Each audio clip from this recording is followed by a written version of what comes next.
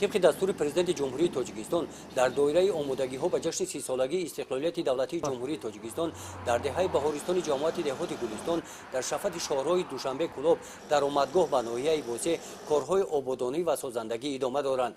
انشاءهای ساختمانی از روی لایحه معینی پیشنهاد نموده متخصصان ناحیه واسع ساخته می‌شوند.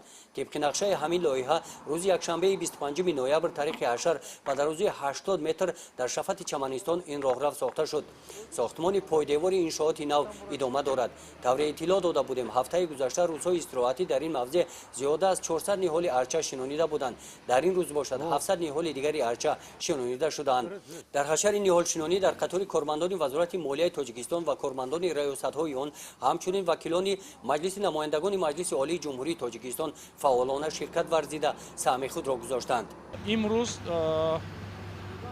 زیاده از 300 نفر زحمتکشان ناحیه از تمام تشکیلات‌های گوناگون و راهبران تشکیلات مؤسسه‌های ناحیه در این چمنزار در این باغی که شما دیده استادید زیاده از 1000 درخت ارچه‌زارهای درخت‌های آرایشی شنانده شد و ساختمان و تعمیر زمینه‌گذاری برای لایحه همین موضع در آمدگاه ناحیه رفته ایستاده است. در این موضع که می‌باید به چمنستان حقیقی تبدیل خواهد گردید، برای فراغت و استراحت مسافران، آباد و زیبا گردانیدن محیط زیست با دستگیری وزارت مالیه جمهوری تاجیکستان و با جلب صاحبکاران ساختمان انشاءات‌های نو و زمانوی ادامه می‌یابند.